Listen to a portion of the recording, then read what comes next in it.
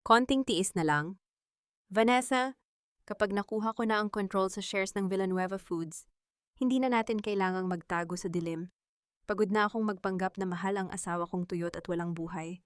Ang boses na yon, ang boses ni Marco, na dati ay tila musika sa pandinig ni Alina, ay tumagos sa kanyang dibdib gaya ng isang kinalawang na balisong. Nakatayo si Alina sa likod ng mabigat na kurtinang pelus sa madilim na pasilyo ng Engrandeng Hotel, ang lugar kung saan ipinagdiriwang ang tagumpay ng kumpanyang iniwan ng kanyang ama. Sa kanyang nanginginig na mga kamay, mahigpit niyang hawak ang isang maliit na kahon. Naglalaman ito ng isang mamahaling relos na may ukit sa likod kay Marco. Ang aking sandigan at buhay. Mahal kita, Alina.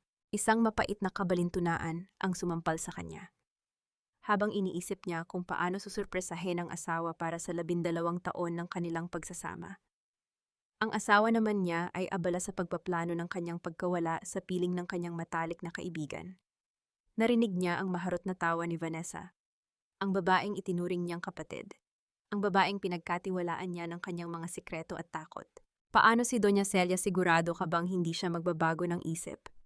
Tanong ni Vanessa. Ang boses ay puno ng pagnanasa at kasakiman. Si Mama pa mas excited pa nga siya kaysa sa atin. Sagot ni Marco na may kasamang mapang-uyam na tawa. Sabi niya, masyado raw kasing banal si Alina. Hindi raw bagay sa pamilya Santillan ang isang martir na walang ibang alam kundi magtrabaho. Gusto na niyang makuha ang bahay sa Forbes Park na ipinangako ko sa kanya. Sa mga sandaling iyon, tila huminto ang pag-ikot ng mundo para kay Alina. Ang hangin sa paligid ay naging malapot at mahirap lang hapin. Ang kanyang lalamunan ay nanuyo, at ang bawat tibok ng kanyang puso ay naging isang masakit na pukpok sa kanyang mga sentido. Pakiramdam niya ay unti-unting naglalaho ang kanyang katawan. Nagiging abo sa gitna ng malamig na pasilyo, dahan-dahan siyang umatras. Ang kanyang mga hakbang ay walang tunog gaya ng isang multong naglalakad sa sarili niyang burol. Nang makabalik siya sa maliwanag na bulwagan, sinalubong siya ng nakasisilaw na mga ilaw at ang amoy ng mamahaling pabango at alak. Doon, sa gitna ng karamihan, nakita niya ang kanyang biyenan na si Doña Celia. Ang matanda ay nakasuot ng asul na terno, hawak ang kanyang rosaryo sa kaliwang kamay, habang ang kanan ay may hawak na baso ng wine. Mula sa malayo, nakita ni Alina ang isang mabilis at palihim na galaw. Binuksan ni Doña Celia ang isang maliit na lalagyan at naglagay ng puting pulbos sa baso ng wine na nakalaan para kay Alina. Ang mukha ng matanda ay nanatiling kalmado. Tila ba ang paglalagay ng lason ay bahagi lamang ng kanyang pang-araw-araw na panalangin. Heto na ang ating bida, Alina. Iha, uminom ka muna. Kanina ka patakbo ng takbo para sa party na ito. Wika ni Doña Celia nang makalapit si Alina. Ang kanyang ngiti ay hindi umabot sa kanyang mga mata, na tila mga mata ng isang ahas na naghihintay ng tamang pagkakataon para tumuklaw. Tumingin si Alina sa wine. Ang pula ng likido ay tila dugo sa ilalim ng chandelier. Ang kanyang kamay ay nangatog habang inaabot ang baso. Gusto niyang sumigaw. Gusto niyang itanong kung bakit. Bakit ang pamilyang binuo niya sa loob ng 12 taon? Ang pamilyang binuhat niya sa kahirapan. Ang pamilyang inalayan niya ng bawat sentimo at patak ng pawis. Ay siya ring pamilyang gustong pumatay sa kanya. Salamat po, bulong ni Alina. Ang boses ay halos hindi marinig. Inangat niya ang baso sa kanyang mga labi. Alam niyang ito ang katapusan, o marahil ang simula ng isang impyerno, ngunit bago pa man dumampi ang alak sa kanyang bibig, isang mabilis na anino ang dumaan. Isang boy band na may dalang tray ang tila nawalan ng balanse at bumangga sa kanyang siko. Ang baso ng wine ay nahulog at sumabog sa sahig. Ang mapulang likido ay kumalat gaya ng isang sariwang sugat sa puting marmol. Naku, pasensya na po, ma'am, napaka-clumsy ko po talaga. Mabilis na sabi ng boy band. Ang lalaki ay mukhang bata pa. May mga matang puno ng kaba, pero may lalim ng pag-unawa. Siya si Javier, ano ka ba namang bata ka? Ang mahal ng wine na iyan, bulyaw ni Doña Celia. Ang kanyang mukha ay namula sa galit at takot na baka mabuko ang kanyang ginawa. Hindi sumagot si Alina. Nakatitig lang siya sa mga bubog sa sahig. Sa refleksyon ng mga basag na kristal, nakita niya ang kanyang sarili, isang babaeng wasak. Isang babaeng traidor ang sariling tahanan. Tumingin siya kay Javier at sa isang saglit, Nagtagpo ang kanilang mga mata. May mensaheng ipinaparating ang binata. Isang babala na tanging siya lang ang nakakaintindi. Lumapit si Marco mula sa likod at naramdaman ni Alina ang kamay nito sa kanyang balikat. Ang haplos na dati ay nagbibigay sa kanya ng init ay tila yelo na nagpapakilabot sa kanyang balat. Ayos ka lang ba? Love, mukhang kailangan mo nang magpahinga. Masyado ka na yata ring stressed. Bulong ni Marco sa kanyang tainga. Ang boses ay puno ng mapagkunwaring pag-aalala. Hinarap ni Alina ang kanyang asawa. Pinilit niyang ngumiti kahit ang kanyang puso ay nagdurugo na sa loob ng kanyang dibdib. Sa likod ni Marco, nakita niya si Vanessa na nakamasid. May hawak ding baso ng wine at tila nagdiriwang na sa isip nito. Tumalikod si Alina at lumakad palayo sa kislap ng mga hiyas at peke ng mga ngiti. Sa bawat hakbang niya palayo sa bulwagan, baon niya ang isang tanong na paulit-ulit na umaalingaw-ngaw sa kanyang isipan. Tila isang sumpa na hindi siya tatantanan. Ito ba ang kapalit ng lahat ng aking sakripisyo? Ito ba ang halaga ng isang buhay na inilaan ko para sa mga taong hindi marunong magmahal? Naiwan si Alina sa balkonahe. Yakap ang kanyang sarili habang ang malamig na hangin ng Manila ay humahampas sa kanyang mukha. Sa dilim ng gabi, ang tanging maririnig ay ang malakas na pintig ng kanyang puso, isang pusong sugatan. Pero sa unang pagkakataon, ay gising na sa katotohanan. Ang loob ng sasakyan patungo sa kanilang mansyon ay kasing lamig ng isang kabaong. Sa kabila ng marangyang leather seat at ang bango ng mamahaling scent ng sasakyan, pakiramdam ni Alina ay nalulunod siya. Nakatingin siya sa labas ng bintana. Pinagmamasdan ang mga ilaw ng lungsod na naglalabo dahil sa mga luhang pilit niyang hindi pinalalabas. Sa tabi niya, si Marco ay tahimik na nagmamaneho. Ang kanyang mga kamay na pumatay sa tiwala ni Alina ay kampanteng nakahawak sa manibela. You're too quiet! Alina, basag ni Marco sa katahimikan. Ang kanyang boses ay malambot. Ang uri ng boses na dati ay nagpapakalma sa pagod na isipan ni Alina, ngunit ngayon nagpapataas ng balahibo sa kanyang batok. Dahil ba iyon sa nangyari sa party? It was just a glass of wine. Love, accidents happen. Hindi lumingon si Alina. Ang kanyang lalamunan ay tila may nakabara na tinik. Accident nga lang ba, Marco? Bulong niya. Ang boses ay halos isang gasgas na hangin. Narinig niya ang malalim na buntong hininga ni Marco. Isang tunog na puno ng kunwaring pagtitiyaga. See, this is what I'm talking about. Lately, napaka-paranoid mo na. Masyado mong dinidibdib ang trabaho sa Villanueva Foods. I think kailangan mo nang kumonsulta sa isang psychiatrist. For your own good, Alina, para sa atin. Isang mapait na ngiti ang gumuhit sa mga labi ni Alina sa dilim. Psychiatrist. Gusto siyang palabasing baliw ng lalaking pinag-alayan niya ng kanyang buong pagkatao. Naisip niya ang mga gabing nagpuyat siya para tapusin ang mga reports na si Marco naman ang kumuha ng kredito. Naisip niya ang bawat sentimong ibinigay niya para sa luho ng pamilya nito. Nang makarating sila sa mansyon, ang bahay na itinayo mula sa dugo at pawis ng kanyang ama, sinalubong sila ni Doña Celia sa engrandeng hagdanan. Ang matanda ay nakasuot na ng kanyang pantulog na sutla, ngunit ang kanyang mukha ay puno ng puot. Sira ang gabi ko dahil sa iyo, Alina't bulyaw ni Doña Celia. Ang kanyang boses ay umaalingaw-ngaw sa malawak na sala. Nakakahiya sa mga board members. Akala tuloy nila ay hindi kita tinatrato ng maayos. Kaya ka nagkakaganyan, ang sabon na gamit mo sa katawan, ang kinakain mo, pati ang luhong tinatamasa mo lahat iyan, ay galing sa pamilyang ito. Matuto kang magpasalamat. Yumuko si Alina, hindi dahil sa takot, kundi dahil sa matinding pandidiri. Ang bawat salita ng kanyang biyenan ay punong-puno ng kasinungalingan. Lahat ng luhong suot ng matanda ay galing sa bulsa ni Alina, ngunit pilit nitong binabaligtad ang katotohanan gamit ang konsepto ng utang na loob. Pasensya na po, Mama. Tipid na sagot ni Alina bago mabilis na umakyat sa kanilang silid. Pagpasok sa kwarto, agad siyang dinaluhong ng katahimikan. Humiga siya sa gilid ng kama. Ang kanyang katawan ay tila isang tuyong dahon na madaling mabasag. Sa gitna ng kanyang pagtulala, may isang bagay na kumislap sa ilalim ng nightstand. Malapit sa paanan ng kanilang kama, dahan-dahan siyang yumuko at kinapa ang maliit na bagay na iyon. Ang kanyang puso ay nagsimulang tumibok ng mabilis. Isang kabog na tila gustong kumawala sa kanyang dibdib. Nang iangat niya ang kanyang kamay, Bumungad sa kanya ang isang hikaw na ginto na may disenyong bituin. Iyon ang hikaw ni Vanessa, ang hikaw na huling nakita niyang suot ng kanyang matalik na kaibigan nung huling beses silang mag-lunch. Kung kailan panaluha si Vanessa habang sinasabing, sana lahat ng lalaki ay kasing faithful ni Marco, naramdaman ni Alina ang biglang panlalamig ng kanyang mga daliri. Ang bawat hibla ng kanyang pagkatao ay nanginginig sa galit. Ang kanilang silid, ang lugar na itinuturing niyang sagrado, ay nilapastangan na rin ng kanilang kataksilan. Mahigpit niyang ikinubli ang hikaw sa loob ng kanyang palad, hanggang sa bumao ng talim nito sa kanyang balat. Ngunit ang sakit sa kanyang puso ay mas matindi pa kaysa sa anumang sugat sa katawan.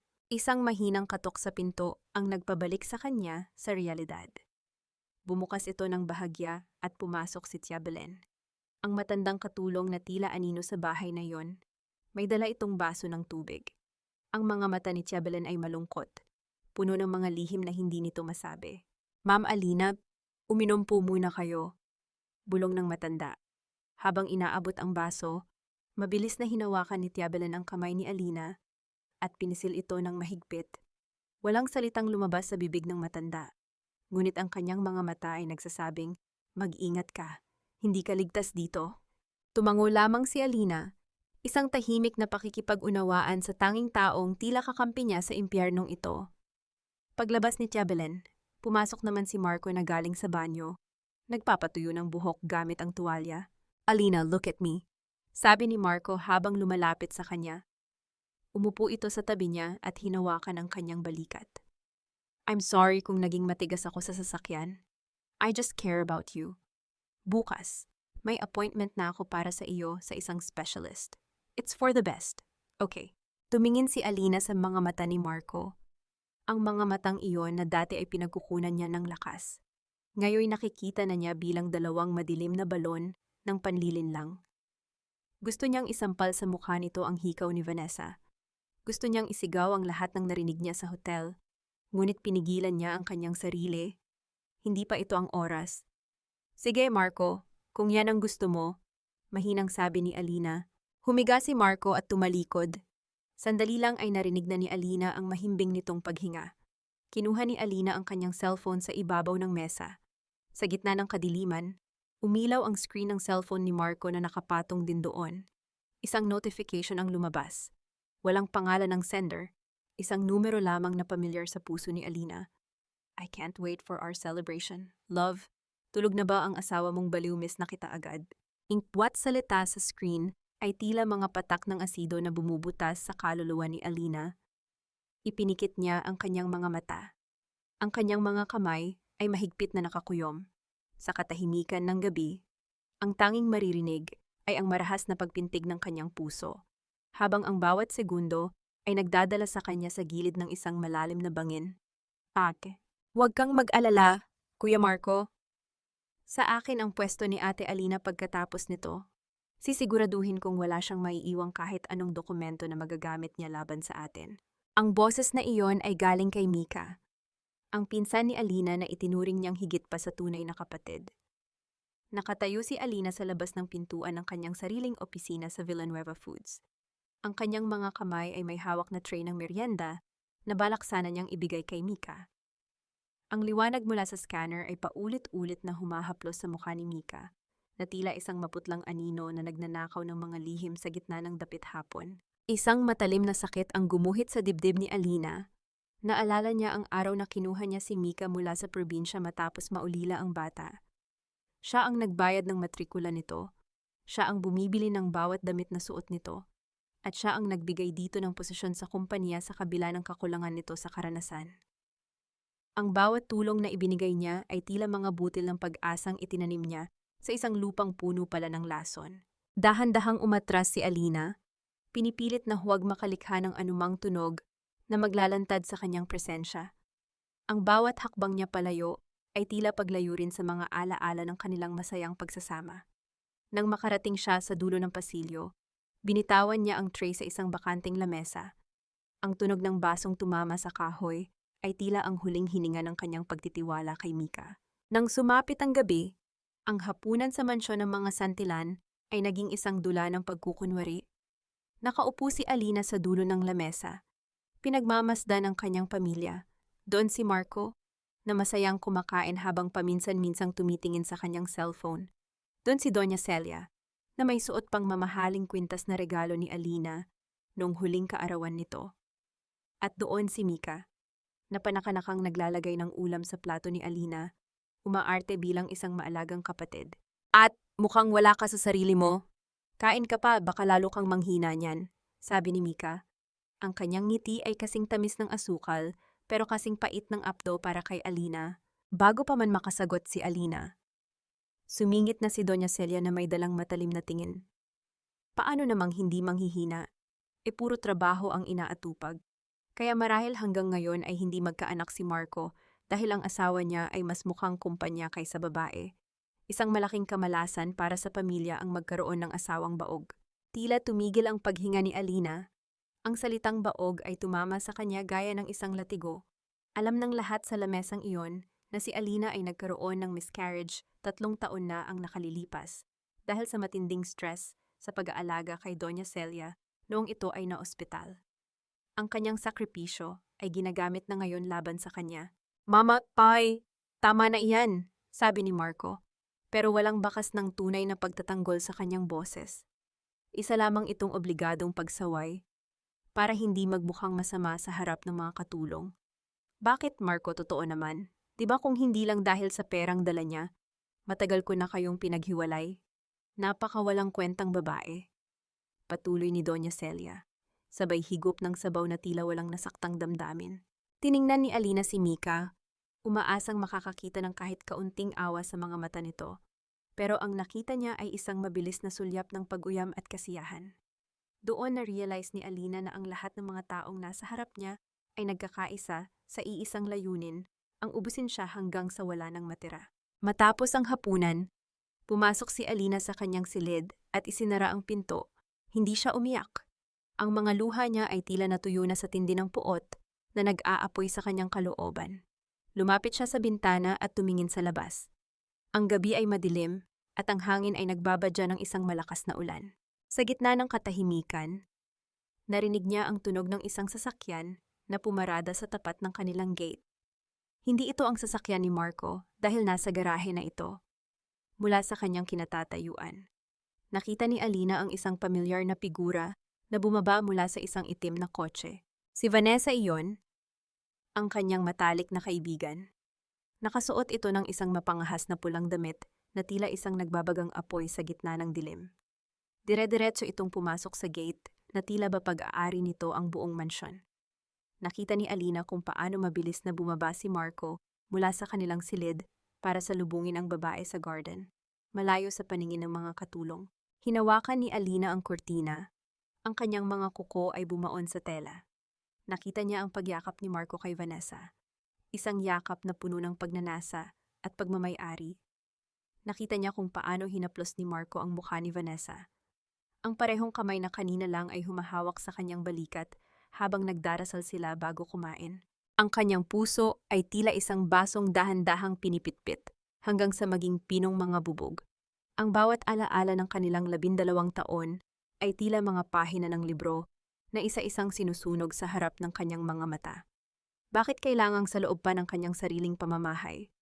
Bakit kailangang iparamdam sa kanya na siya ay wala ng halaga sa lugar na siya mismo ang nagtayo? Isang tanong ang pumasok sa isipan ni Alina habang pinagmamasdan ang dalawang traidor sa ilalim ng malamig na ulan. Gaano pa kaya kalalim ang inyong kasalanan bago kayo tuluyang lamunin ng sarili ninyong dilim? Ang loob ng matandang simbahan sa Quiapo ay nababalot ng amoy ng natutunaw na kandila at ang halimuyak ng mga lantang bulaklak. Sa ilalim ng naglalakihang rebulto ng mga santo, pakiramdam ni Alina ay isa lamang siyang maliit na debotong humihingi ng himala. Ngunit hindi panalangin para sa pagbabalik ng pag-ibig ni Marco ang kanyang dala, kundi ang paghahanap ng lakas upang tuluyan itong bitawan.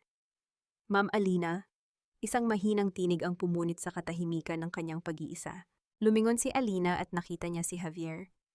Wala itong suot na uniforme ng boyband. Nakasuot lamang ito ng simpleng t-shirt at maong. Ngunit ang seryosong tingin sa kanyang mga mata ay nananatili. Dahan-dahang umupo si Javier sa tabi niya. Pinananatili ang kagalang-galang na distansya. Bakit mo ako tinutulungan? Javier, ano ang mapapala mo sa pakikialam sa gulo ng pamilya ko? Tanong ni Alina. Ang kanyang mga mata ay nakatuon sa isang kandilang malapit ng maubos. Huminga ng malalim ang binata bago sumagot. 10 taon na ang nakalilipas. Noong ang nanay ko ay may cancer at wala kaming pambayad sa ospital. Ang tatay niyo ang nagbayad ng lahat. Hindi niya ako kilala. Pero noong lumapit ako sa opisina niya, hindi siya nag-atubiling tumulong. Sabi niya, ang pera ay kinikita, pero ang buhay ng tao ay hindi mapapalitan. Simula noon, sumumpa ako na babayaran ko ang utang na loob na iyon sa kahit anong paraan. Naramdaman ni Alina ang pag-init ng kanyang mga mata. Ang kanyang ama, ang lalaking itinuring niyang bayani, ay patuloy pa ring nagliligtas sa kanya kahit wala na ito sa mundong ito. Inabot ni Javier ang isang brown envelope na nakatago sa ilalim ng kanyang suot. Ito ang mga records ng Villanueva Foods na nakuha ko. Si Marco at Vanessa ay gumagamit ng mga peking supplier. Nagpapadala sila ng bayad sa mga kumpanyang wala namang produkto. At ang pera ay diretsong pumapasok sa isang joint account nilang dalawa. Ninanakawan nila kayo. Ma'am, milyon-milyon na ang nawawala. Binuksan ni Alina ang envelope. Ang bawat pahina ay tila isang ebidensya ng kanyang sariling kamangmangan. Ang asawang niyayakap niya gabi-gabi ay ang parehong taong unti-unting pumapatay sa kumpanyang binuo ng kanyang ama. Kailangan ko ng panahon, Javier! Bulong ni Alina habang isinasara ang envelope. Gusto nilang palabasin na nawawala na ako sa sarili ko. Sige, ibibigay ko sa kanila ang gusto nila. Hahayaan ko silang maniwala na nananalo sila. Nang makauwi sa mansyon, sinalubong siya ni Marco sa pintuan. Ang mukha nito ay puno ng pagkukunwaring pag-aalala. Saan ka galing? Alina, kanina pa kita hinahanap. Sabi ni Mama, bigla ka na lang daw umalis nang hindi nagpapaalam. Hindi sumagot si Alina, tumingin lang siya sa malayo. Ang kanyang mga mata ay walang buhay at tila nakatitig sa isang bagay na hindi nakikita ng asawa. Narinig ko si Papa, Marco, tinatawag niya ako sa hardin. Sabi niya sa isang matamlay na tinig.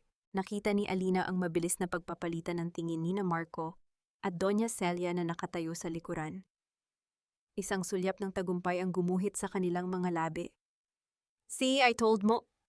Marco, lalo na siyang lumalala. Bulong ni Doña Celia. Sapat na para marinig ni Alina. Shh, Mama, love, halika na. Kailangan mo nang uminom ng gamot at matulog. Sabi ni Marco habang inaalalayan si Alina paakyat ng hagdan. Ang kanyang hawak ay tila isang bakal na rehas. Ngunit sa loob ni Alina, ang apoy ng paghihiganti ay mas lalong nag-aalab, kinabukasan. Habang kunwaring natutulog si Alina, narinig niya ang pagpasok ni Marco sa kwarto kasama si Vanessa. Hindi na sila nag-iingat. Naniniwala silang ang gamot na ibinigay nila ay tuluyan ng nagpalumpo sa kaisipan ni Alina. Ano na ang gagawin natin sa shares niya? Tanong ni Vanessa. Ang tunog ng kanyang mga takong sa sahig ay tila mga martilyong nagpapako sa krus ni Alina. Konting pirma na lang, Vanessa. Kapag nakuha ko na ang special power of attorney, maaari na nating ilipat ang lahat. Pagkatapos, dadalhin natin siya sa isang pasilidad sa probinsya. Doon, mabulok na siya sa sarili niyang imahinasyon. Sagot ni Marco, sabay tawa ng mahina. Naramdaman ni Alina ang panginginig ng kanyang mga daliri sa ilalim ng kumot. Ang bawat salita ay bumaon sa kanyang puso, gaya ng mga karayom. Ang lalaking pinakasalan niya ay may plano palang itapon siya, gaya ng isang basurang wala ng pakinabang. Isang hapon, nagpa siyang bumalik si Alina sa simbahan para makipagkita muli kay Javier. Pakiramdam niya ay tila siya isang takas sa sarili niyang buhay. Habang mabilis na naglalakad sa gitna ng mga hilera ng upuan, naramdaman niya ang isang malamig na presensya sa kanyang likuran. Alina, tumigil ang tibok ng puso ni Alina. Ang boses na iyon ay pamilyar at puno ng awtoridad. Dahan-dahan siyang lumingon at nakita niya si Marco na nakatayo sa dulo ng pasilyo ng simbahan. Ang kanyang mga mata ay naniningkit sa galit at pagdududa. Nakita rin nito si Javier na nakatayo malapit sa kanya. Sino ang lalaking kausap mo at anong ginagawa mo rito sa Quiapo nang mag-isa? Ang tanong ni Marco. Ang kanyang boses ay unti-unting tumataas, umaaling-awngaw sa sagradong katahimikan ng simbahan. Napatitig si Alina sa asawa. Ang envelope na naglalaman ng mga ebidensya ng krimen ni Marco ay mahigpit niyang hawak sa loob ng kanyang bag. Ang bawat segundo ay tila isang oras ng paghihintay sa isang pagsabog na babago sa lahat. Sino ang kinakausap mo? Alina, kanina pa ako nakatayo rito. Pero wala akong ibang nakikita kundi ang mga anino ng mga santo at ang usok ng mga kandila. Ang boses ni Marco ay malamig at puno ng panghuhusga. Umaalingaw-ngaw sa loob ng simbahan gaya ng isang hatol. Humakbang siya palapit. Ang bawat tunog ng kanyang sapatos sa sahig ay tila isang babala. Lumingon si Alina sa pwesto ni Javier, ngunit wala na roon ang binata. Mabilis itong naglaho sa likod ng malalaking haliging bato, na tila ba naging bahagi na rin siya ng kadiliman. Naramdaman ni Alina ang marahas na pagpintig ng ugat sa kanyang leeg. Ang kanyang bag daw, na naglalaman ng mga dokumento ng kataksilan ni Marco, ay tila bumigat ng 100 kilo. Wala, Marco, nagdarasal lang ako. Mahinang sagot ni Alina. Pilit na pinatatatag ang kanyang boses. Hinawakan ni Marco ang kanyang panga. Hindi sa paraang mapagmahal, kundi sa paraang sinusuri ang isang sirang kagamitan. Nagdarasal. Pero nakita kong gumagalaw ang mga labi mo na tila may kinakausap kang tao sa harap mo. Alina, please, wag mo nang itanggi. Lalo mo lang pinapatunayan na hindi na tama ang takbo ng isip mo. Isang mapait na sikdo ng dibdib ang naramdaman ni Alina. Ang gaslighting ni Marco ay tila isang lason na dahan-dahang pumapasok sa kanyang sistema. Sinusubukang burahin ang katotohanang nakikita ng kanyang sariling mga mata. Nang makabalik sila sa mansyon, sinalubong sila ng isang eksenang tila kinuha mula sa isang malupit na dula. Nakaupo sa hapagkainan si Doña Celia at ang kapatid ni Marco na si Liza. Ang lamesa ay puno ng masasarap na pagkain, ngunit ang hangin sa loob ng silid ay puno ng alingasaw ng puot. Heto na pala ang baliw nating Reyna, bungad ni Liza. Sabay tawa ng mahina habang hinihiwa ang karne sa kanyang plato. Balita ko, Alina, nakikipag-usap ka na raw sa hangin sa Quiapo. Baka sa susunod, pati ang mga kasangkapan dito sa bahay ay kausapin mo na rin. Liza, tama na iyan. May sakit ang ate Alina mo, sabi ni Doña Celia. Pero ang kanyang tono ay walang bakas ng pagmamalasakit. Tumingin siya kay Alina na may halong pandidiri. Alina, masyado mo kasing pinapagod ang sarili mo sa kumpanya, kaya tuloy nagkakaganyan ka. Sayang. Ang ganda-ganda mo pa naman, pero ang utak mo ay tila nabubulok na. Hindi sumagot si Alina. Umupo siya at dahan-dahang kumuha ng pagkain. Bawat subo ay tila buhangin sa kanyang bibig. Sa gitna ng kanilang pagkain, kumuha si Alina ng isang maliit na lalagyan ng asin. Ibinaling niya ang lahat ng kanyang atensyon sa puting butil ng asin. Inilagay ito sa kanyang palad at palihim na dinampian ng kanyang dila. Ang matinding alat na gumuhit sa kanyang panlasa ay tila isang kuryenteng gumising sa kanyang diwa. Maalat ang asin. Totoo ang nararamdaman ko. Hindi ako baliw. Buhay ako. Bulong niya sa kanyang sarili. Ito ang kanyang golden moment, isang payak na paraan upang paalalahanan ng sarili na ang realidad ay hindi kayang burahin ng anumang salita ng mga santilan. Pagkatapos ng hapunan, dumating ang isang bisitang hindi inaasahan ni Alina pero laging hinihintay ng kanyang asawa. Pumasok si Vanessa sa mansyon, suot ang isang mamahaling bestida at isang ngiting kasing tamis ng pulot, ngunit kasing talim ng labaha. Hi, Alina, I heard what happened. I'm so worried about you, sis. Sabi ni Vanessa sabay yakap ng mahigpit kay Alina. Ang amoy ng pabango nito, ang parehong amoy na natagpuan ni Alina sa kwarto nila ni Marco, ay tila sumasakal sa kanya. Naupo sila sa sala, habang kinakausap ni Vanessa si Alina tungkol sa mga peking balita sa kumpanya. Napansin ni Alina ang isang bagay sa ilalim ng lamesang gawa sa kristal. Ang paa ni Vanessa ay dahan-dahang humahaplos sa binti ni Marco. Nakita rin ni Alina ang kamay ni Marco na palihim na humahawak sa daliri ni Vanessa sa ilalim ng sofa habang diretso itong nakatingin sa mga mata ni Alina. Umaarte bilang isang nag-aalalang asawa. Ang kanilang kawalang hiyaan ay tila isang lantarang paglapastangan sa kanyang pagkatao. Gusto niyang sumigaw. Gusto niyang isaboy sa kanilang mga mukha. Ang lahat ng nalalaman niya, ngunit muli niyang pinisil ang kanyang palad kung saan nananatili ang pait ng asin. Alina, uminom ka na ng gamot mo. Ipinahanda ko na ito kay Tia Belen. Sabi ni Marco habang inaabutan siya ng isang maliit na puting tableta at isang baso ng tubig. Kinuha ni Alina ang gamot. Inilagay sa kanyang dila at uminom ng tubig sa harap nila. Ngunit sa likod ng kanyang mga pisngi, maingat niyang itinago ang tableta. Nang maihatid na ni Marco si Vanessa sa labas, mabilis na pumasok si Alina sa banyo at iniluwa ang gamot sa toilet. Pinanood niyang lamunin ng agos ng tubig ang kemikal na unti-unti sanang magpapabagal sa kanyang isip. Habang nakasandal sa pinto ng banyo, narinig ni Alina ang mahinang pag-uusap ni Marco at Vanessa sa pasilyo, malapit sa kanyang silid. Nanlamig ang buong katawan ni Alina sa mga sumunod na salitang narinig niya. Kailangan na nating bilisan, Marco. Bulong ni Vanessa, ang anibersaryo ng kumpanya ay sa susunod na linggo. Iyon ang pinakamagandang pagkakataon para sa final accident niya. Kapag nawala na siya, wala nang hahadlang sa atin. Magiging akin ka na, at magiging atin ang Villanueva Foods. Don't worry, Vanessa, sagot ni Marco. Ang boses ay puno ng kasabikan. Plano na ang lahat. Sa gabi ng anibersaryo, matatapos na ang paghihirap natin sa babaeng iyan. Naiwan si Alina sa loob ng madilim na banyo. Ang kanyang puso ay tila isang ibong nagpupumigla sa loob ng kulungan. Ang anibersaryo ng kumpanya, ang araw na dapat ay pagdiriwang ng pangarap ng kanyang ama, ay siya palang magiging huling hantungan ng kanyang buhay. Huwag kang iiyak, Alina. Ang luha mo ay ginto. Huwag mong hayaang apakan lang nila ang dangal mo, gaya ng ginawa nila sa iyong ama. Ang boses ni Tia Belen ay parang isang kalansing ng babala sa gitna ng hating gabi. Nakatayo ang matanda sa madilim na sulok ng kusina. Ang kanyang mukha ay halos hindi maaninag, kundi sa tulong lamang ng liwanag ng buwan na tumatagos sa bintana. Ang mga salitang ito ang sumalubong kay Alina nang bumaba siya upang kumuha ng tubig, o iyon ang akala ng sinumang nakamasid. Ngunit ang totoo, ang kanyang puso ay naglalakbay patungo sa isang lugar na matagal na niyang iniwasan ng attic. Ano ang ibig mong sabihin? Tia, bulong ni Alina. Ang kanyang boses ay nanginginig sa takot at kaba. Inabot ni Tia Belen ang isang luma at kalawanging susi. Ang asawa mo, si Marco, hindi siya ang tagapagligtas na inaakala mo.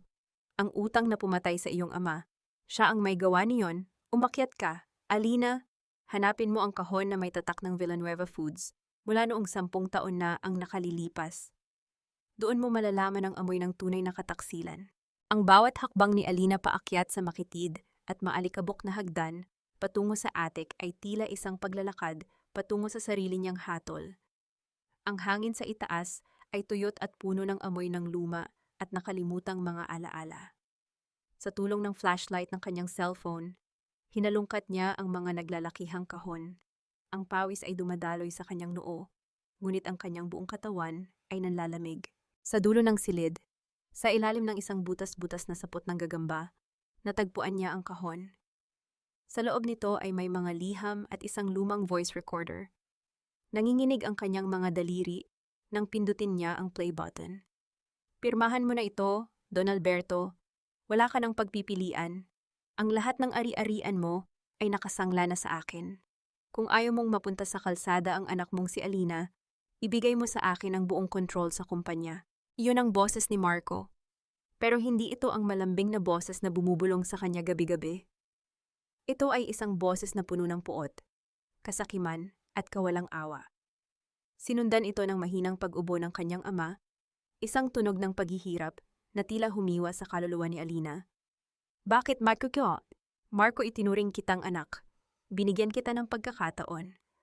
Ang nanghihinang boses ng kanyang ama, dahil ang mundong ito ay para lamang sa mga mapanuri, Don Alberto. At ang anak niyo si Alina, siya ang magiging garantiya ko na hindi niyo ako isusumbong sa mga awtoridad. Binitawan ni Alina ang recorder. Ang tunog ng pagbagsak nito sa sahig ay tila ang tunog ng pagguho ng buong mundo sa kanyang paligid. Ang lalaking pinakasalan niya, ang lalaking pinagkatiwalaan niya ng kanyang buhay, ay siya palang unti-unting pumatay sa kanyang ama sa pamamagitan ng pananakot at panggigipit. Ang lahat ng utang na loob na ipinamumuka sa kanya ng mga santiyan ay isang malaking kasinungalingan na binuo mula sa dugo ng kanyang magulang. Napaluhod si Alina sa gitna ng alikabok. Yakap ang lumang coat ng kanyang ama na nakita niya rin sa loob ng kahon.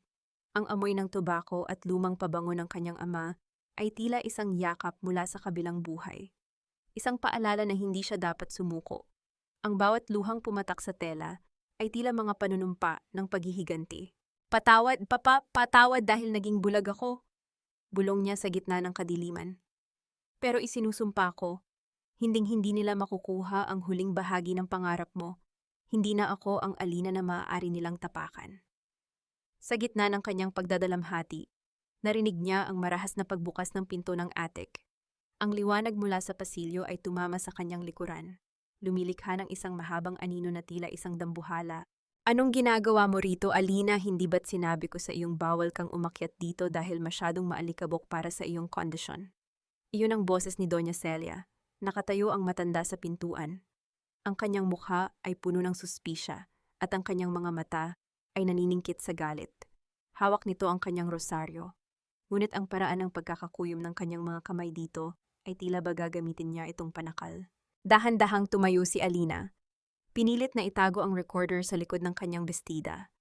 Ang bawat tibok ng kanyang puso ay tila isang tambol na nagbabadya ng isang digmaan. Naghahanap lang ako ng alaala ni Papa, Malamig na sagot ni Alina. Ang kanyang mga mata ay hindi kumukurap. Humakbang palapit si Doña Celia. Ang tunog ng kanyang mga tsinelas sa sahig ay tila banta ng kamatayan. Alaala o baka naman naghahanap ka ng mga bagay na hindi mo dapat malaman. Tandaan mo, Alina, sa bahay na ito, ang kuryosidad ay may katapat na parusa, lalo na para sa mga taong hindi na matino ang isip. Nagtama ang kanilang mga mata ang biktima at ang mandaragit. At sa sandaling iyon, alam ni Alina na wala na siyang babalikan. Ang digmaan ay nagsimula na sa loob mismo ng kanyang sariling tahanan. Ibigay mo sa akin ang hawak mo. Alina, huwag mo nang pahirapan ang sarili mo. Alam nating dalawa na ang isip mo ay tila isang basong may lamat na kaunting pagkakamali lang. Tuluyan na itong mababasag. Ang boses ni Doña Celia ay malamig na humahaplos sa batok ni Alina sa gitna ng madilim na attic. Humakbang palapit ang matanda. Ang bawat galaw niya ay tila isang maninila na sinusokol ang isang sugatang usa. Ang rosaryong nakapulupot sa kanyang kamay ay kumakalansing ng mahina. Isang tunog na dati ay nagbibigay kay Alina ng kapanatagan. Ngunit ngayoy tila mga kadenang nagbabadya ng pagkakulong. Mahigpit na ikinubli ni Alina ang voice recorder sa likod ng kanyang bestida. Ang kanyang mga kuko ay bumaon sa kanyang sariling palad hanggang sa makaramdam siya ng hapdi. Isang paalala na kailangan niyang manatiling gising. Ang alikabok sa paligid ay tila sumasakal sa kanyang baga. Ngunit mas nakakasakal ang presensya ng babaeng itinuring niyang pangalawang ina. Wala akong ibibigay sa inyo, Ma. Sagot ni Alina. Ang boses ay matigas gaya ng kinalawang na bakal. Ang mga alaala ni Papa ay hindi para sa inyo. Isang mabilis at malakas na sampal ang dumapo sa mukha ni Alina. Ang tunog ng palad ni Doña Celia na tumama sa kanyang balat ay umaling-aungaw sa buong attic. Kasunod ng pag-ikot ng paningin ni Alina. Ngunit hindi siya sumigaw. Namnamin niya ang lasa ng dugo sa kanyang labi. Ang init ng galit na unti-unting pumapawi sa kanyang takot. Wala kang kwentang anak. At lalong wala kang kwentang asawa, bulyaw ni Doña Celia. Ang kanyang maskara ng kabanalan ay tuluyan ng natuklap. Lahat ng meron ka ay utang mo sa pamilya ko. Kung hindi dahil sa pag-aalaga ni Marco sa iyo, matagal ka nang nabulok sa kalsada gaya ng tatay mong talunan. Bago pa makasagot si Alina, pumasok si Marco sa attic. Ang kanyang mukha ay hindi na nagpapakita ng anumang pag-aalala. Ang mapanlinlang na ngiti ay pinalitan na ng isang madilim at determinadong tingin. Alina, stop this nonsense, sabi ni Marco, habang inaalalayan ang kanyang ina. Dadalhin na natin siya sa baba, Mama. Mukhang lumalala na talaga ang kanyang halusinasyon. Kinaladkad si Alina pababa ng hagdan. Ang kanyang mga paa ay sumasayad sa bawat baitang. Isang marahas na paalala ng kanyang kawalan ng kapangyarihan sa loob ng sariling bahay. Ikinulong siya sa kanilang silid, ang kwartong dati ay puno ng mga pangarap. Ngunit ngayoy naging isang marangyang selda. Paglipas ng ilang oras, pumasok si Marco na may dalang mga dokumento. Inilapag niya ito sa kama, sa tabi ni Alina na nakaupo lang at nakatitig sa kawalan. Pirman mo ito, love. Bulong ni Marco. Ang kanyang boses ay bumalik sa malambing na tono na ginagamit niya kapag may kailangan siya. Isa lang itong special power of attorney. para hindi ka na mahirapan sa pagpapatakbo ng Villanueva Foods habang nagpapagaling ka. Ako na ang bahala sa lahat. I'll protect your legacy. Tumingin si Alina sa mga papel. Protect your legacy. Ang linyang iyon ay tila isang mapait na biro. Alam niyang kapag nakapirma siya rito, tuluyan nang mawawala sa kanya ang kumpanyang binuo ng kanyang ama. Magiging ganap na ang kapangyarihan ni Marco na ubusin ang lahat ng natitirang yaman niya. Hindi ko pipirmahan yan, sabi ni Alina. Ang boses ay kalmado pero puno ng banta. Nagbago ang anyo ni Marco. Ang kanyang mga mata ay naningkit at hinawakan niya nang mahigpit ang panga ni Alina. Hindi mo naiintindihan, Alina. Wala ka ng pagpipilian. Ang buong mundo ay naniniwalang nawawala ka na sa sarili mo. Sino ang papaniwalaan nila? Ang isang baliw na asawa o ang nag-aalalang asawa na sumasalo sa lahat ng responsibilidad mo? Nang makaalis si Marco, mabilis na tumayo si Alina. Nagtungo siya sa banyo at tiningnan ang kanyang sarili sa salamin. Ang kanyang mukha ay may bakas ng sampal. Ang kanyang mga mata ay pagod. Ngunit ang ningas sa loob nito ay hindi kayang patayin ng kahit anong pananakot. Kinuha niya ang mga puting tabletang ibinigay ni Marco, ang mga gamot, na dapat sana ay magpapabagal sa kanyang isip. Sa halip na inumin, isa-isa niya itong itinapon sa toilet. Ang bawat pag-flush ng tubig ay tila isang ritual ng kanyang pagbangon. Hindi siya papayag na maging biktima sa sarili niyang kwento. Sa tulong ng isang lumang cellphone na palihim na iniwan ni Jebelen sa ilalim ng kanyang unan, nakipag-ugnayan si Alina kay Attorney Santos, ang tapat na abogado ng kanyang ama. Attorney, kailangan ko ang second will ni Papa. Bulong ni Alina sa kabilang linya. Ang kanyang mga mata ay nakatuon sa pinto ng silid. Naka-ready na ba ang lahat? Ma'am Alina, delikado ang ginagawa niyo? Sagot ng abogado sa mahinang boses. Pero huwag kayong mag-alala. Ang katotohanan ang magpapalaya sa inyo. Ihanda niyo lang ang inyong sarili sa gabi ng anibersaryo. Nang ibaba ni Alina ang telepono, narinig niya ang tunog ng mabibigat na hakbang sa labas ng kanyang pinto. Kasunod nito ang tunog ng susi na umiikot sa lock. Isang marahas na pagbukas ng pinto ang naganap at pumasok si Marco kasama ang dalawang lalaking naka-uniforme ng security guard. Since ayaw mong makipagtulungan ng maayos, Alina, wala akong choice, sabi ni Marco habang inaayos ang kanyang kurbata. Bantayan niyo siya, walang lalabas, walang papasok, at siguraduhin niyo na iinumin niya ang bawat gamot na ibibigay sa kanya. Tumingin si Alina kay Marco habang ang mga security guard ay pumuwesto sa bawat gilid ng pinto. Ang mansyon na itinayo para sa pagmamahalan ay tuluyan ng naging isang bilangguan. Habang lumalayo ang mga hakbang ni Marco, isang tanong ang naiwan sa isipan ni Alina. Isang tanong na magsisilbing mitya ng kanyang susunod na hakbang. Hanggang kailan mo kayang ikulong ang isang taong gising na ang diwa sa isang bahay na puno ng mga nabubulok na sikreto? Ang amoy ng pera ay mas matindi pa sa amoy ng nabubulok na bangkay. Kaya nitong akitin ang mga buwaya at pag-awayin ang magkakadugo. Sa loob ng mansyon na dati ay nababalot ng huwad na katahimikan. Ngayon ay umaalingaw-ngaw ang mararahas na tinig na puno ng panunumbat. Nakaupo si Alina sa sahig ng kanyang silid. Nakasandal ang ulo sa malamig na pader. Habang nakikinig sa sigawan ni na Doña Celia at Rico sa ibaba. Saan mo dinala ang 5 milyong piso? Rico, ipinangako mo sa akin na babayaran mo ang utang sa kasino. Pero bakit may mga lalaking naghahanap sa iyo sa labas? Bulyaw ni Doña Celia. Ang tunog ng kanyang palad na humahampas sa mesa ay tila isang babala ng paparating na bagyo. Mama, kulang pa iyon. Akala ko ba ay hawak na ni Kuya Marco ang kumpanya? Bakit hanggang ngayon ay tila tuyot pa rin ang daloy ng pera? Sagot ni Rico. Ang boses ay puno ng desperation at galit. Sa gitna ng kanilang pag-aaway, isang malutong na tawa ang narinig ni Alina mula sa pasilyo. Si Liza iyon, ang kapatid ni Marco na walang ibang alam kundi ang mamili ng mga gamit na hindi naman niya kailangan. Huwag kayong mag-alala, Mama. Kapag tuluyan ng naideklarang baliw si Alina, lahat tayo ay magpapakasasa. Konting tiis na lang. Isang mapait na ngiti ang gumuhit sa mga labi ni Alina. Ang hindi nila alam, sa tulong ni Attorney Santos at Javier, ay unti-unti nang hinaharangan ni Alina ang mga pondo ng Villanueva Foods. Napalihim nilang ninanakaw. Ang kakulangan na nararamdaman nila ay simula pa lamang ng kanilang paghihirap.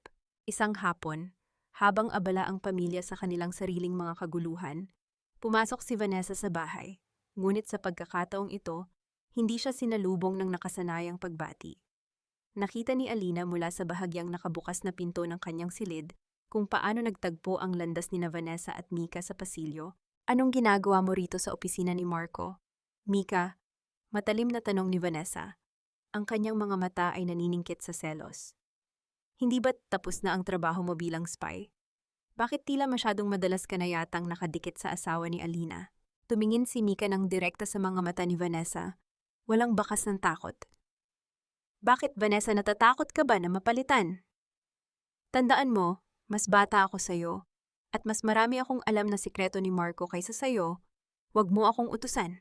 Dahil pareho lang tayong nakikinabang sa perang ito, ang tensyon sa pagitan ng dalawang babae ay tila kuryenteng naglalakbay sa hangin. Naramdaman ni Alina ang isang uri ng kasiyahan, isang malamig at madilim na kasiyahan. Ang mga ahas ay nagsisimula na ring magtuklawan sa isa't isa. Ginamit ni Alina ang pagkakataong ito, habang ang lahat ay abala sa pakikinig sa pag-aaway ni Vanessa at Mika. Dahan-dahan niyang nilapitan ang security guard na nakabantay sa kanyang pinto. Sa loob ng ilang araw, pinag-aralan ni Alina ang kilos ng guard na ito, isang lalaking nagngangalang Cardo, na tila may malambot na puso para sa mga taong naghihirap. Cardon, bulong ni Alina. Ang kanyang mga mata ay puno ng pagmamakaawa. Kailangan ko lang makuha ang gamot ko sa study room ni Marco. Hindi na ako makahinga ng maayos. Parang sasabog ang dibdib ko. Nag-atubili ang guard. Pero nang makita ang pamumutla ni Alina, nagawa lamang ng makeup na itinago niya sa ilalim ng unan, ay pumayag ito. Mabilis na pumasok si Alina sa study room ni Marco habang nakabantay si Cardo sa pinto. Sa loob ng silid, tila tumigil ang mundo ni Alina. Mabilis niyang binuksan ang laptop ni Marco sa kabutihang palad. Dahil sa sobrang kampante ni Marco, nabaliw na si Alina. Hindi na ito nagpalit ng password. Doon, nakita ni Alina ang lahat ang mga email ni Marco at Vanessa tungkol sa plano nilang pagpapatapon sa kanya sa isang malayong mental institution sa Mindanao. Nakita niya ang mga peking pirma na ginamit nila para ilipat ang ilang titulo ng lupa. Mabilis niyang isinalin ang lahat ng files sa isang maliit na USB drive na ibinigay sa kanya ni Chabelen noong nakaraang gabi. Ang bawat segundo ay tila isang taon sa kanyang pakiramdam. Nang matapos ang transfer, mabilis niyang ibinalik sa dati ang lahat at lumabas ng silid na may dalang isang bote ng bitamina. Salamat, Cardo, bulong niya sa guard, bago muling nagkulong sa kanyang selda. Nang sumapit ang gabi, ang ulan ay nagsimulang pumatak sa bubungan ng mansyon. Nakatayo si Alina sa bintana. Pinagmamasdan ang bawat butil ng tubig na dumadaloy sa salamin. Ang tunog ng ulan ay tila isang malungkot na awit ng kanyang nakaraan. Ngunit para sa kanya, ito rin ay isang pangako ng paglilinis. Hayaan niyo ang ulan na hugasan ng dumi ng bahay na ito. Isip niya, hayaan ang bagyo na tangayin ang lahat ng mga aninong pumatay sa aking kaluluwa. Isang mahinang katok ang narinig niya sa kanyang pinto. Si Tia Belen iyon, may dalang tsa. Ngunit sa ilalim ng platito, may isang maliit na papel. Mabilis itong kinuha ni Alina pagkaalis ng matanda. Nakahanda na ang lahat para sa anibersaryo. Ang board members ay may kopya na ng mga dokumento. Mag-ingat ka, Ma'am Alina. Si Javier ay laging nasa malapit. Attorney Santos. Isang malalim na buntong hininga ang pinakawalan ni Alina. Nararamdaman na niya ang paglapit ng hustisya. Ngunit bago iyon, kailangan muna niyang masaksihan ang huling yugto ng kanilang pagkakawatak-watak. Sa kabilang silid, narinig ni Alina ang malakas na pagbagsak ng pinto at ang boses ni Marco na galit na galit. Isang anonymous email ang pumasok sa kanyang inbox. Isang email na naglalaman ng video ng kanyang pakikipaghalikan kay Vanessa sa loob mismo ng opisina, na tila ba nakuha mula sa isang nakatagong camera. Sino ang gumawa nito? Sigaw ni Marco. Ang kanyang boses ay puno ng takot at panginginig. Nakatayo si Alina sa gitna ng kanyang madilim na silid. Ang USB drive ay mahigpit na nakahawak sa kanyang palad. Alam niyang hindi na magtatagal. Ang mga maskara ay tuluyan ng nalalaglag, at ang mga taong nagtangkang ubusin siya ay ngayoy kinakain na ng sarili nilang takot. Isang tanong ang nananatili sa isipan ni Alina habang pinagmamasdan ang kidlat na gumuguhit sa madilim na langit. Kapag ang lahat ng inyong itinago ay nailantad na sa liwanag, Meron pa kaya kayong matataguan? O hahayaan nyo na lang bang lamunin kayo ng sarili ninyong apoy? Ang bango ng sinigang na hipon, ang paboritong ulam ng yumaong ama ni Alina, ay humahalimuyak sa buong silid kainan. Ngunit para kay Alina, ang usok na nagmumula sa mainit na sabaw ay tila isang manipis na belo na naghihiwalay sa kanya mula sa mga halimaw na nakaupo sa kanyang harap. Nakasuot siya ng isang simpleng puting bestida. Ang kanyang buhok ay maayos na nakapusod, at ang kanyang mukha ay kalmado na parang dagat bago ang isang malakas na unos. Happy ika-12 anniversary, Marco. Mahinang sabi ni Alina habang inilalagay ang mangkok sa gitna ng lamesa. Salamat, love. Hindi ko akalain na magluluto ka pa sa kabila ng iyong kondisyon. Sagot ni Marco. Ang kanyang boses ay puno ng mapagkunwaring tamis. Hinawakan niya ang kamay ni Alina sa ibabaw ng lamesa. Isang hawak na dati ay nagpapatibok ng mabilis sa puso ng babae. Pero ngayon nagdudulot lamang ng matinding pandidiri. Sa paligid ng lamesa, ang pamilya Santillan ay tila mga buwayang naghihintay ng hudyat para lumamon. Si Doña Celia na nakasuot ng kanyang mamahaling alahas, si Rico na hindi mapakali ang mga mata, at si Liza na abala sa kanyang cellphone. Naroon din si Mika, na tila isang anino na laging nakamasid. Marco, pagsisimula ni Alina, habang tinitingnan ng asawa ng diretso sa mga mata. Sa loob ng 12 taon, ibinigay ko ang lahat sa iyo, ang buhay ko, ang kumpanya ni Papa, ang bawat pangarap ko. May gusto ka bang aminin sa akin bago tayo magsimulang kumain? Tumigil ang lahat sa kanilang paggalaw, ang tunog lamang ng aircon at ang marahang pagtulo ng tubig mula sa pitsel ang naririnig sa silid. Tumawa ng mahina si Marco, isang tawang walang kalaman-laman. Ano namang aaminin ko? Love, ang tanging alam ko lang ay mahal na mahal kita at gagawin ko ang lahat para gumaling ka. Sagot ni Marco. Walang bakas ng pag-aalinlangan sa kanyang mga mata. Doon napatunayan ni Alina na ang lalaking mahal niya ay matagal na ring namatay, at ang kaharap niya ay isang estrangherong binuo mula sa kasinungalingan. Ito ang kanyang golden moment, habang isinasali ng sinigang sa kanilang mga pinggan. Naramdaman ni Alina ang isang uri ng paglaya. Ang paghahain ng ulam na paborito ng kanyang ama ay tila isang ritual ng paghingi ng tawad at pagpapaalam sa 12 taon ng kanyang pagiging bulag.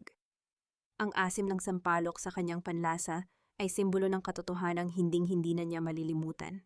Biglang tumunog ang cellphone ni Marco. Kasunod nito ang cellphone ni Rico at ang laptop ni Doña Celia na nakapatong sa malapit na mesa. Ang mga notification ay sunod-sunod na pumasok. Tila mga bala ng baril na tumatama sa katahimikan ng gabi, pumutok na ang balita. Ang Villanueva Foods ay kasalukuyang sumasailalim sa isang malawakang audit mula sa Securities and Exchange Commission dahil sa mga ulat ng malaking nakawan ng pondo at peking suppliers. Ano ito? Marco. Sigaw ni Doña Celia habang binabasa ang balita sa kanyang laptop. Ang kanyang mukha ay namutla. Ang kanyang rosaryo ay nahulog mula sa kanyang nanginginig na kamay. Namutla rin si Marco. Mabilis niyang tinawagan si Vanessa, pero hindi ito sumasagot. Ang panic ay nagsimulang gumuhit sa kanyang mukha. Hindi maari. Wala pa ang anibersaryo. Hindi pa ito dapat nangyayari. Biglang bumukas ang pinto ng mansyon at pumasok si Vanessa. Ang kanyang buhok ay gulo-gulo at ang kanyang makeup ay kalat na sa mukha. Marco, kailangan nating ilipat ang pera ngayon din. Ang lahat ng accounts natin ay naka-freeze. May nagtip sa mga autoridad. Nagkagulo ang pamilya Santillan. Si Rico ay nagsimulang magmura, si Liza ay umiiyak, at si Doña Celia ay halos mawala ng malay habang pilit na kinukuha ang kanyang mga alahas mula sa vault. Sa gitna ng kaguluhang ito, nanatiling nakaupo si Alina. Kalmado niyang itinuloy ang kanyang pagkain. Ang bawat subo ay puno ng kapayapaan na matagal na niyang hinahanap. Alina, anong ginawa mo? Bulyaw ni Marco habang papalapit sa kanya. Ang kanyang mga mata ay nanlilisik sa galit. Ikaw ang gumawa nito. Di ba akala mo ba ay mananalo ka, baliw ka? Walang maniniwala sa iyo. Hindi ako ang kalaban nyo, Marco. Sagot ni Alina. Ang boses ay malalim at malamig. Ang sarili ninyong kasakiman ang pumatay sa inyo. Biglang tumigil ang sigawan nang marinig ang tunog ng mga sirena sa labas ng gate. Ang asul at pulang ilaw ng mga sasakyan ng pulis. ay sumasalamin sa malalaking bintana ng mansyon. Isang ngiti ng tagumpay ang gumuhit sa mukha ni Doña Celia, sa gitna ng kanyang takot. Mabilis siyang lumapit sa pintuan at sinalubong ang mga pulis. "Officer, salamat at narito na kayo," sigaw ni Doña Celia. Sabay turo kay Alina, "Ipinapahuli ko ang babaeng iyan. Ninakawan niya ang pamilya namin ng milyon-milyong halaga ng alahas at pondo ng kumpanya. May mga ebidensya kami na hindi na siya matino ang isip at naging marahas siya sa amin." Napatitig si Alina sa kanyang biyenan. Ang huling alas ng mga santilan ay ang baligtarin ng kwento ang gawin siyang kriminal sa sarili niyang tahanan bago pa niya mailantad ang kanilang mga krimen. Lumapit ang mga pulis kay Alina.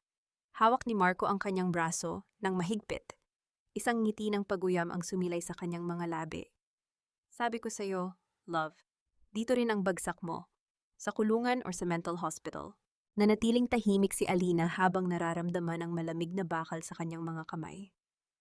Ngunit ang kanyang mga mata ay nanatiling nakatitig sa study room ni Marco, kung saan alam niyang nandoon ang tanging bagay na hindi nila nahanap, ang orihinal na dokumento ng kumpanya na magpapatunay na ang lahat ng pag-aari ng mga santilan ay nakapangalan pa rin sa kanya. Nasaan ang mga dokumentong iyon? Ang tanong na naiwan sa isipan ng sinumang nakasaksi sa gabing iyon. Habang ang anino ni Javier ay aninag sa dilim ng hardin, hawak ang isang itim na folder. Ang bulwagan ng boardroom ng Villanueva Foods ay nababalot ng isang uri ng katahimikan na tila ba ang hangin mismo ay natatakot huminga.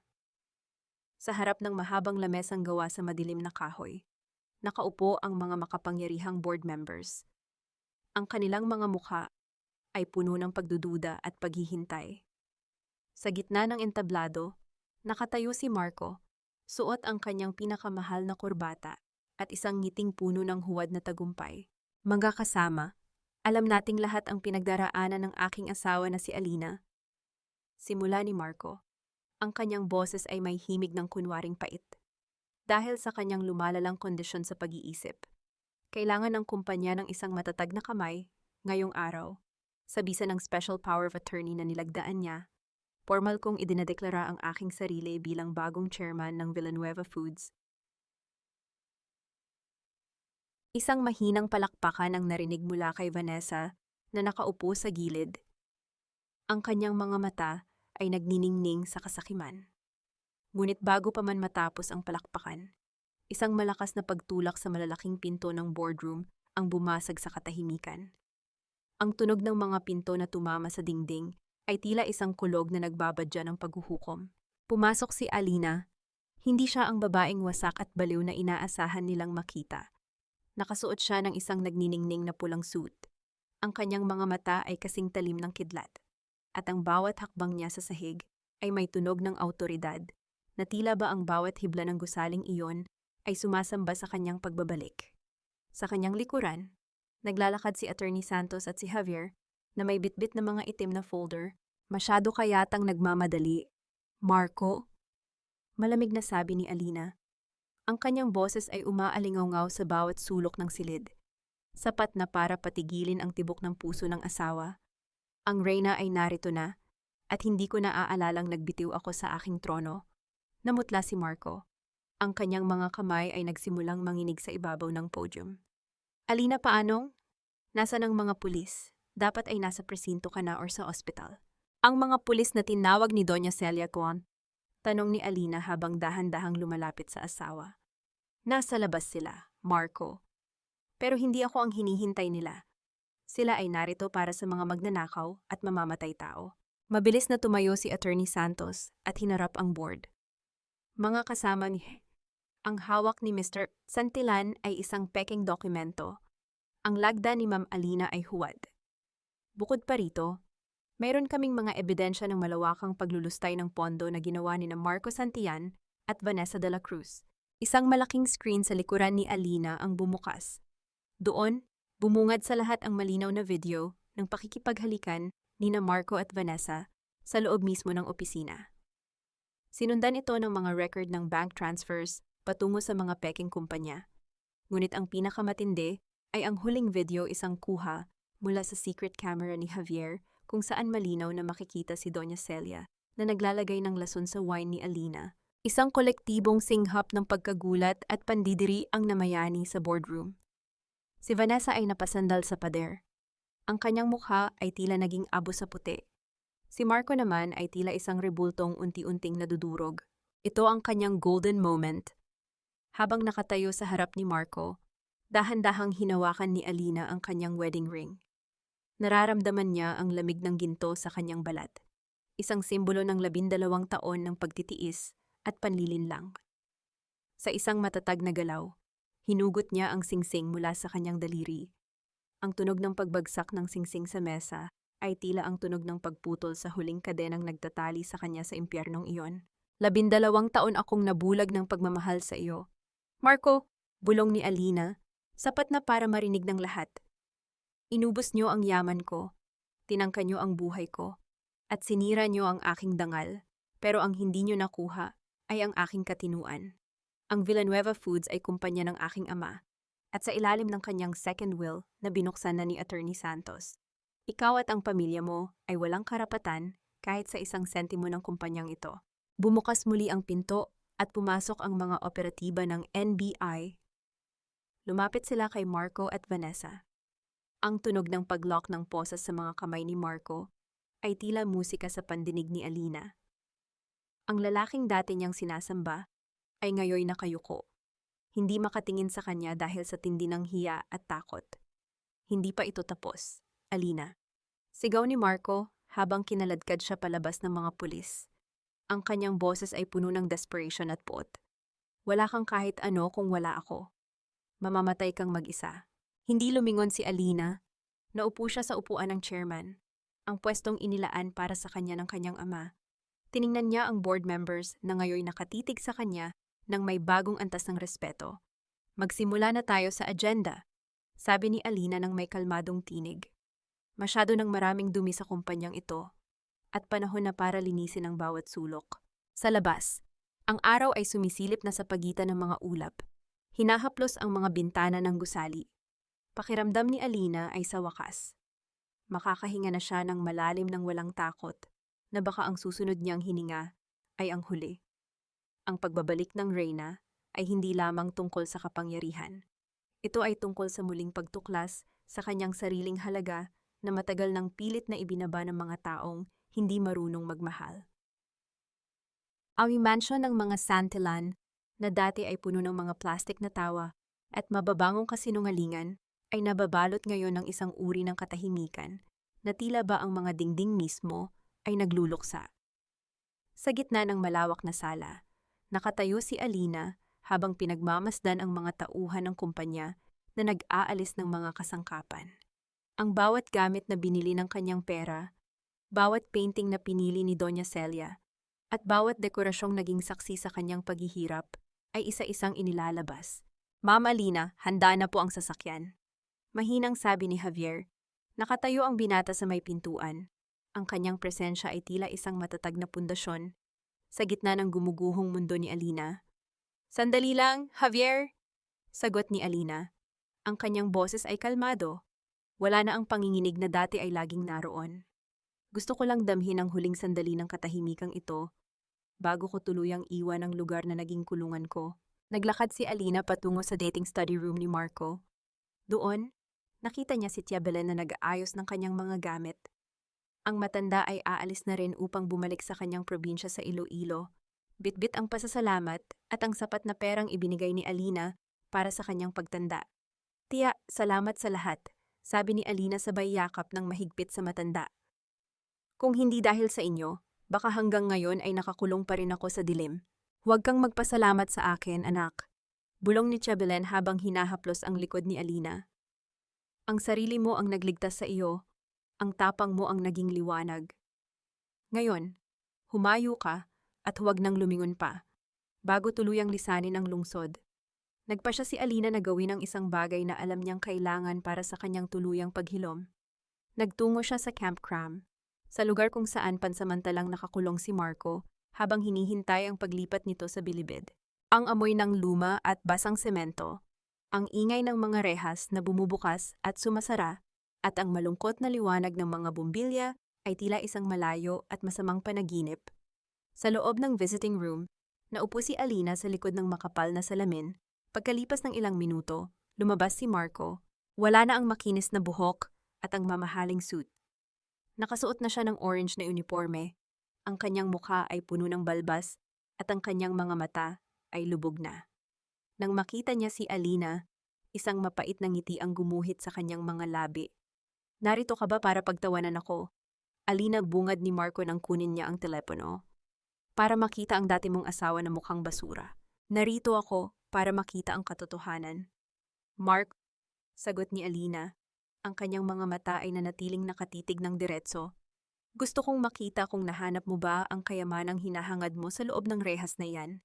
Tumawa si Marco, isang tawang puno ng pait. Akala mo ba ay nanalo ka? Ang lahat ng ito, ang kumpanya, ang pera. Wala iyan kung wala ako. Alam mong mahal mo pa rin ako. Alina, nararamdaman ko iyon. Ito ang huling hininga ng gaslighting ni Marco. Ngunit sa pagkakataong ito, hindi na ito tumagos sa balat ni Alina. Ngumiti siya ng bahagya. Isang ngiting puno ng awa. Hindi. Marco, ang minahal ko ay ang aninong binuo mo para lokohin ako. Ang taong nasa harap ko ngayon ay hindi ko kilala. At ang pag-ibig na sinasabi mo. Matagal na nating inilibing iyon kasama ang mga pangarap ni Papa na sinira mo. Binitawan ni Alina ang telepono. Nakita niya ang galit na sumabog sa mga mata ni Marco. Ang kanyang pagsigaw na hindi na naririnig sa likod ng makapal na salamin at ang pagkaladkad sa kanya ng mga gwardya pabalik sa selda. Ang tunog ng mga bakal na nagsasara ay ang huling tunog ng nakaraan ni Alina na narinig niya. Sa labas ng presinto, nadatnan ni Alina si Doña Celia. Ang matanda ay nakaupo sa isang semento malapit sa gate. Ang kanyang mga alahas ay wala na, at ang kanyang mukha ay puno ng luha habang nagmamakaawa sa mga pulis na makita ang kanyang anak. Ang mga taong dati ay yumuyukod sa kanya ay ngayon nilalagpasan na lamang siya na tila isang basahan sa kalsada. Hindi lumapit si Alina. Pinanood niya lang ang matanda mula sa malayo. Naisip niya ang lahat ng sipa, sampal, at masasakit na salitang ibinigay nito sa kanya. Ngunit sa halip na galit, ang naramdaman ni Alina ay isang malalim na katahimikan. Ang hustisya ay hindi laging dumarating sa anyo ng ganti. Kung minsan, ito ay dumarating sa anyo ng pagkawala ng lahat ng bagay na ginawa mong Diyos. Sumakay si Alina sa sasakyan kung saan naghihintay si Javier habang binabagtas nila ang daan patungo sa dalampasigan ng Manila Bay. Pinagmamasdan ni Alina ang papalubog na araw. Ang langit ay nagkukulay kahel at lila. Isang huling pagpupugay sa araw na nagtatapos. Saan tayo susunod, ma'am? Tanong ni Javier habang nakatingin sa rearview mirror. Sa lugar kung saan walang nakakaalam ng pangalan ko. Sagot ni Alina. Gusto kong matutong huminga muli. Javier, gusto kong makilala ang babaeng matagal ko nang kinalimutan. Dinala siya ni Javier sa isang tahimik na tabing dagat. Bumaba si Alina at lumakad sa malambot na buhangin. Ang tunog ng mga alon na humahampas sa pampang ay tila isang malumanay na bulong na nagpapatahimik sa kanyang isipan. Dahan-dahan niyang hinayaan ang kanyang mga paa na mabasa ng tubig. Nararamdaman ang lamig na tila naglilinis sa kanyang mga sugat. Kinuha niya ang isang lumang litrato ng kanyang pamilya mula sa kanyang bulsa, isang litrato noong bata pa siya. Kasama ang kanyang ama. Sa likod nito, may isang sulat na ngayon niya lang napansin. Nakatago sa ilalim ng pagkakatiklop ng papel. Alina, ang tunay na kayamanan ay hindi ang kumpanyang iiwan ko, kundi ang lakas na nasa loob mo. Darating ang araw na masusubok ka. Pero tandaan mo, ang perlas ay nabubuo sa loob ng sakit. Ikaw ang aking pinakamahalagang perlas. Magpakatatag ka, anak. Niyakap ni Alina ang litrato sa kanyang dibdib. Ang bawat butil ng luha na pumatak sa kanyang mga pisngi ay hindi na luha ng pait, kundi luha ng pasasalamat at pagtanggap. Ang abo ng kanyang kahapon ay tinatangay na ng hangin. Iniiwan siyang malinis, buo at sa wakas. Malaya. Isang taon ang mabilis na lumipas. Tila mga pahina ng isang lumang libro na tinangay ng hanging amihan. Sa loob ng opisina ng presidente ng Villanueva Foods, ang sikat ng araw ay malayang tumatagos sa malalaking bintanang kristal. Nagbibigay ng init sa bawat sulok ng silid. Wala na ang amoy ng luma at madidilim na sikreto. Ang tanging nananatili ay ang samyo ng sariwang bulaklak ng sampagita at ang amoy ng bagong timplang kape Dahan-dahang umupo si Alina sa kanyang malaking silya. Ang silyang dati ay pag-aari ng kanyang ama. Ngunit sa pagkakataong ito, hindi siya naupo bilang isang anak na naghahanap ng kalinga o bilang isang asawang nagtatago sa anino ng iba. Naupo siya bilang isang babaeng buo ang pagkatao. Isang pinunong may pusong kasing tibay ng brilyante. Ma'am Alina, narito na po ang listahan ng mga bagong scholar para sa Alina's Haven. Meryendang bungad ni Michaela, ang kanyang bagong secretary.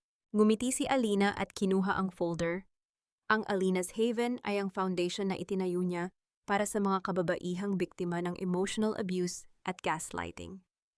Ito ang kanyang naging misyon, ang magsilbing boses para sa mga babaeng tulad niya ay minsan ding itinuring na baliw at walang halaga. Ang bawat tagumpay ng kumpanya ay may katumbas na tulong para sa mga taong nagnanais magsimulang muli. Pagkatapos ng kanyang trabaho, nagpa siya si Alina na bumisita sa isang lumang bahagi ng Maynila, sa isang maliit at madilim na paupahan. Nakita niya mula sa malayo ang isang matandang babae na nakaupo sa isang sirang bangko. Si Doña Celia iyon. Ang kanyang dating marangyang terno ay napalitan na ng kupas na duster. Ang mga kamay na dati ay puno ng gintong singsing ay ngayoy nanginginig habang nagbibilang ng ilang barya para pambili ng gamot. Wala na ang mga anak na dati niyang ipinagmamalaki. Si Rico ay nagtatago pa rin sa batas dahil sa utang. At si Liza ay sumama sa kung sinong lalaking muli siyang iiwan. Hindi lumapit si Alina. Hindi niya nais na maghasik pa ng pait. Sapat na ang makita na ang tadhana mismo ang naningil sa bawat luhang pumatak mula sa kanyang mga mata. Ang tunay na karma ay hindi laging madugo. Kung minsan, ito ay ang pagharap sa salamin at makita ang isang taong mag-isa sa gitna ng sariling kasalanan. Sa kabilang banda, si Marco ay nananatili sa loob ng rehas. Binubuo ang kanyang mga araw sa pagsisisi na hindi na kailanman magbubunga. Ang Vanessa na sinasabi niyang mahal niya ay mabilis na nakahanap ng ibang mabibiktima. Iniiwan siyang bulok at nakalimutan.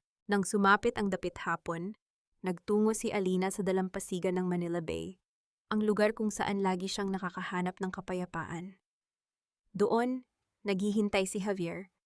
Nakatayo ang binata malapit sa pampang. Pinagmamasdan ang unti-unting paglubog ng araw. Nang makita niya si Alina, isang tapat at banayad na ngiti ang sumilay sa kanyang mga labi. Akala ko ay hindi ka na darating. Biro ni Javier habang lumalapit kay Alina. Hindi niya hinawakan ang kamay nito. Sa halip ay nanatili siyang nakatayo sa tabi. Sapat na upang maramdaman ni Alina ang kanyang proteksyon at respeto. Masyado lang naging abala sa Haven. Javier, maraming kababaihan ang nagnanais na makita ang liwanag. Sagot ni Alina habang hinihinga ang maalat na hangin ng dagat. Tumingin si Javier sa kanya. Ang kanyang mga mata ay puno ng paghanga na hindi kayang bayaran ng kahit anong yaman. Alam mo, Alina, ikaw ang pinakamagandang halimbawa ng pagbangon. Minsan kitang nakitang wasak. Pero ngayon, mas nagniningning ka pa kaysa sa araw na iyan. Ito ang kanyang golden moment. Hindi ito tungkol sa kumpanya o sa pera. Ito ay tungkol sa sandaling ito ang pakiramdam na sa wakas ay ligtas siya. Ligtas siya sa sarili niyang tahanan. Ligtas siya sa piling ng mga taong tunay siyang pinahahalagahan. At higit sa lahat, ligtas siya sa kanyang sariling isipan. Dahan-dahang itinuon ni Alina ang kanyang paningin sa abot tanaw. Ang langit ay puno ng kulay kahel, lila at ginto. Tila isang obra maestra na iginuhit ng Diyos para sa kanya. Naramdaman niya ang isang mahinang haplos sa kanyang balikat ang kamay ni Javier, na panandali ang dumiin bago muling bumitaw. Isang tahimik na pangako na hindi na siya muling maglalakad ng mag-isa sa dilim. Handa ka na bang magsimulang muli? Tanong ni Javier. Ang boses ay puno ng pag-asa. Handa na ako, Javier! Sagot ni Alina ng may matatag na tinig. Hindi na ako ang babaeng nabubuhay para sa iba. Bubuhayin ko ang bawat segundo para sa aking sarili at para sa mga taong naniniwala sa akin. Ang huling sinag ng araw ay dahan-dahang naglaho. Ngunit sa puso ni Alina, isang bagong umaga ang tuluyan ng nagsimula. Ang samyo ng sampagita ay muling humahalimuyak sa hangin. Hatid ay isang panibagong simula, isang panibagong pag-asa, at isang ganap na paglaya. Ang kwento ng kanyang sakit ay natapos na, at ang kwento ng kanyang kaligayahan ay nagsisimula pa lamang isulat sa bawat tibok ng kanyang malayang puso. Ang bawat sugat ay may sariling kwento ng paghilom. At para kay Alina Villanueva, ang kanyang kwento ay hindi natapos sa huling bagsak ng martilyo ng hustisya. Sa halip, ito ay nagsimula sa bawat tahimik na paghinga na hindi na sinusundan ng kaba, at sa bawat paggising na ang tanging pasan ay ang pag-asa para sa bagong araw. Sa malawak na hardin ng kanyang bagong tahanan, isang bahay na malayo sa ingay ng nakaraan at puno ng liwanag, nakatayo si Alina, habang maingat na pinuputol ang ilang tangkay ng sampagita. Ang bango ng mga bulaklak ay humahalo sa malamig na simoy ng umaga, tila isang banayad na paalala na ang pinakamagagandang bagay ay madalas na nabubuo sa gitna ng dilim. Napangiti siya nang makita ang isang maliit na frame sa kanyang lamesa sa garden. Ito ay ang unang certificate ng Alina's Haven para sa kanilang ikasandaang graduate. Sa loob ng isang taon, ang foundation ay naging kanlungan ng mga kababaihang. Tulad niya ay minsan ding nawalan ng boses. Sa bawat babaeng natututong tumayo sa sariling mga paa, nararamdaman ni Alina na mas lalong nagiging buo ang kanyang sariling pagkatao. Madalas siyang tanungin ng mga tao kung napatawad na ba niya ang mga santiyan. Ang kanyang sagot ay laging nananatiling kalmado. Ang pagpapatawad ay hindi nangangahulugang paglimot sa kanilang ginawa, o ang pagpayag na muli silang makapasok sa kanyang buhay. Ang pagpapatawad ay ang pagpili na huwag nang hayaang ang kanilang mga anino ang magdikta ng kanyang kaligayahan. Pinatawad na niya ang kanyang sarili sa pagiging bulag noon. At yun ang pinakamahalagang uri ng kapatawaran. Deep in thought again, Alina, ang boses ni Javier, ay tila isang pamilyar na himig na laging nagdadala ng kapanatagan. Lumapit ang binata, may dalang 2 tasa ng mainit na tsaa. Ang kanyang mga hakbang sa damuhan ay marahan. Tila ayaw gambalain ang katahimikang namamayani sa paligid. Iniisip ko lang kung gaano kalayo na ang narating natin. Javier! Sagot ni Alina habang tinatanggap ang tasa. Nagtagpo ang kanilang mga mata. At sa loob ng ilang segundo, walang kailangang sabihin. Ang tiwalang nabuo sa gitna ng unos ay mas matibay pa kaysa sa anumang pangakong binitawan sa ilalim ng mga bituin. Hindi sila nagmamadali. Alam ni Alina na ang tunay na pag-ibig ay hindi isang karera. Ito ay isang mabagal at maingat na paglalakbay ng 2 kaluluwang nagpasyang maging sandigan ng isa't isa. Si Javier ang naging saksi sa kanyang mga pinakamahihirap na gabi, at siya rin ang kasama niya ngayon sa pagtanggap ng kanyang pinakamaliwanag na umaga. Tumingin si Alina sa abot tanaw. Alam niyang sa mga sandaling ito, ang mga taong nagtangkang sumira sa kanya ay nahaharap sa sarili nilang mga bilangguan, pisikal man o emosyonal. Ngunit para kay Alina, sila ay bahagi na lamang ng isang malayo at malabong gunita. Ang kumpanya ay maunlad, ang kanyang puso ay payapa, at ang kanyang diwa ay malaya. Ito ang aral na nais niyang iwan sa bawat taong makikinig sa kanyang kwento. Ang pag-ibig ay hindi dapat humihingi ng kabayaran ng iyong sariling pagkatao. Ang sakripisyo ay may hangganan.